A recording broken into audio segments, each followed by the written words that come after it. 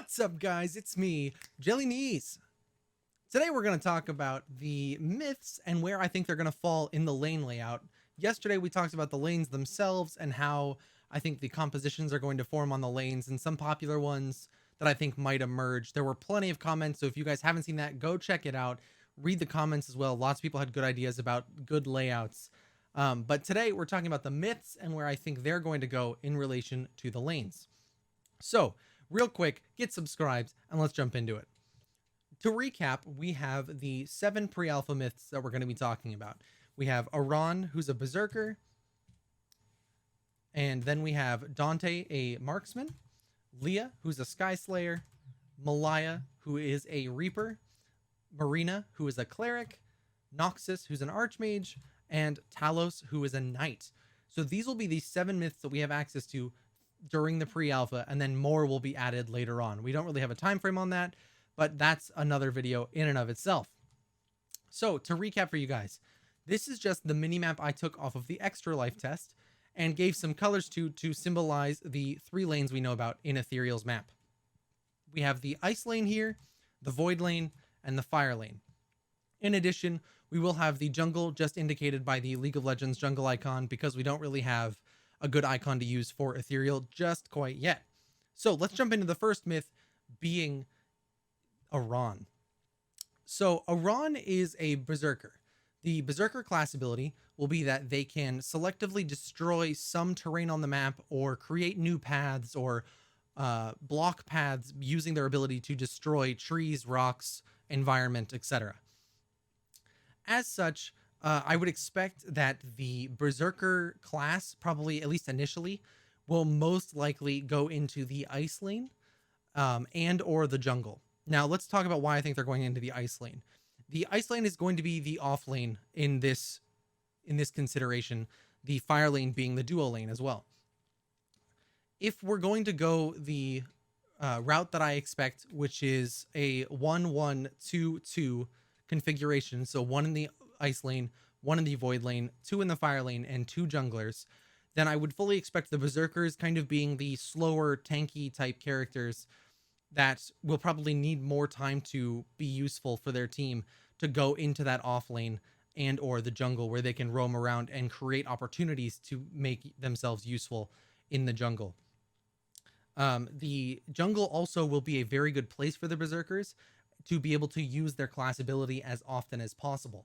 In lane, they may struggle. We don't know how many opportunities berserkers will have going into a lane to use their class ability to gain an advantage, whereas the jungle, they very well could. They could block paths, build paths, create new ones, whatever it may be, to inhibit roams for the other team or the enemy junglers from being able to do anything, things like that. So I firmly place Arawn in the ice lane or the jungle. The next myth we're going to talk about is Dante. The marksman passive is that the marksmen can select one person on the enemy team and they will selectively deal more damage to that person throughout the course of the match. So as such, Dante's almost certainly going to be a carry stuck in the fire lane, the duo lane with the supports, and primarily going to stay in that role. I really don't think we're going to see Dante specifically in any of the other lanes. Maybe he could go into the void lane. We have seen Dante's kit already. If you haven't seen that video, I have a whole nother video covering that as well, so go watch that. But I don't see him being a mid laner. I really don't see him being an off laner, and he's certainly not going to be a jungler, so I think he falls firmly into the fire lane, the duo lane for Ethereal. Now Lea, I firmly believe, is kind of in the same boat as the marksman. I think Sky Slayers are really going to have one useful purpose, and that's going to be in the jungle, being able to roam between the different lanes without having to use cannons or teleporters, being able to fly up and over terrain, get the best vantage point possible in order to do things. I mean, on the ice cave, we see that there's an opening on the top. So having a Sky Slayer able to roam up and fly through the opening if possible would be a very interesting thing that I don't see being as useful in a lane environment. Unless there's something floating above the lanes themselves that the Sky Slayers can only access, I feel like their use is mostly going to take place in the jungle camps. I didn't go over it, but the Sky Slayers have a flight passive or active ability as a class, and they will be able to use their wings or whatever they have to fly to come off of the ground and fly around the map itself. So, like I said, I really don't see Lea going anywhere but the jungle in this case. Malaia, who's a Reaper, is a very interesting one, and I feel like Malaia probably has the most options as a Reaper, and the Reapers in general probably have the most options.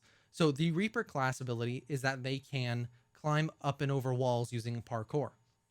This will be on a stamina bar of some kind, so they can't just use it endlessly, but it's still going to be a very, very strong ability.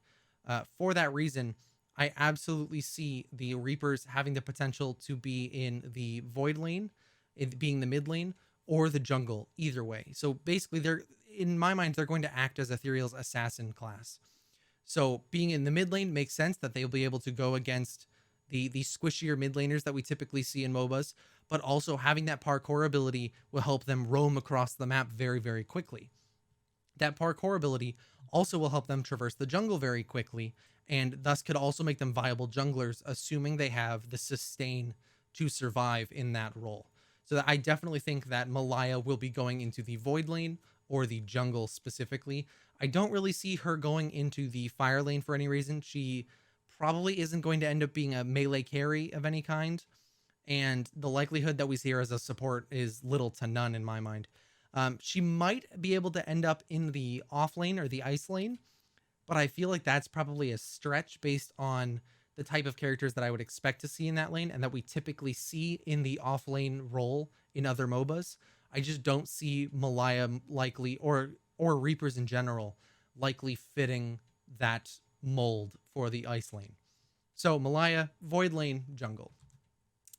Marina, I feel like is another one of those classes and myths that probably ends up in one role specifically, and that being the support role in the fire lane. So she would be matched up with Dante in this case. Based on what we know about the clerics and that their class ability is the Etherean paths and that they can go down different Etherean paths for different abilities, I most likely expect them to be mostly supportive abilities, kind of tanky, shield, caster, and maybe some kind of burst support of some kind. But we'll have to wait and see for that. So I really only see her going into the fire lane. Now, depending on what Marina's kit is, she may be viable as a void laner as well, but really we have to wait to see her kit before we can make any assumptions one way or the other toward that.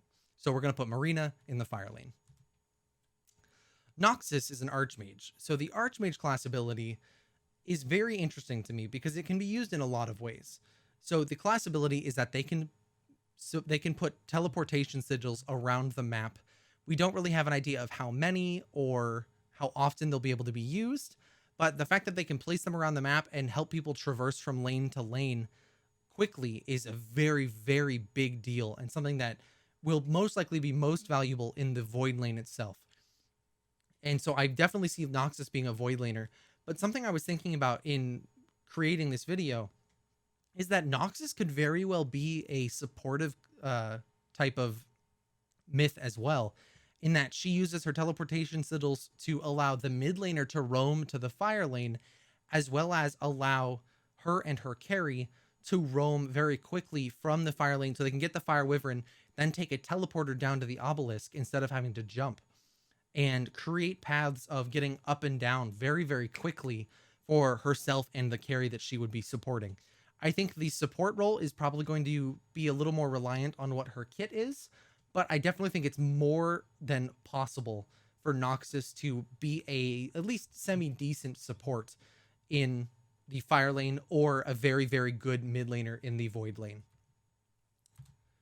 Talos is the last myth we have for the pre-alpha, and Talos is a very interesting case because the knights, what we know about the knights is their class ability is that they can go on relic hunts.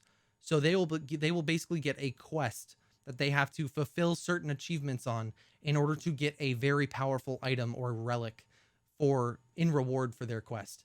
So in order to do that, they are going to do various things around the map, kill minions, kill jungle camps, kill objectives, whatever it may be. And The one thing that we asked them during the Extra Life Q&A session was, are the knights going to be able to achieve their relic hunts in a lane? And they said yes. So I think that this offers two likely places for Talos as a knight. We will see him in the ice lane, or we will see him in the jungle. And it kind of depends on if his sustain and clear is good enough to be viable in the jungle as well as the ice lane, which I think will be his primary lane in Ethereal. So just to kind of recap really quickly, we have Talos and Arawn that I think are likely to be in the ice lane, Noxus and Malaia in the void lane, Marina, Dante, and Noxus potentially into the fire lane being the duo lane, and then the four junglers that I expect for at least the initial 7 are Lea, Arawn, Malaia, and Talos. Guys, I would love to hear what your thoughts are about any of these positions, if you would change them, what you think, if you think that Arawn could be a very good support because of the Berserker passive or class ability, then please feel free to leave that down in the comments below. But I think that this is a good potential layout given the class ability and what we kind of know about each myth. Granted, we only know the kit of Dante, but the rest of them seem like that with their classes, they're going to really fall into one or maybe a couple of different positions throughout the whole thing. So please let me know your thoughts down in the comments below. But that's going to do it for this one, guys. I appreciate all of you that watched through to the end.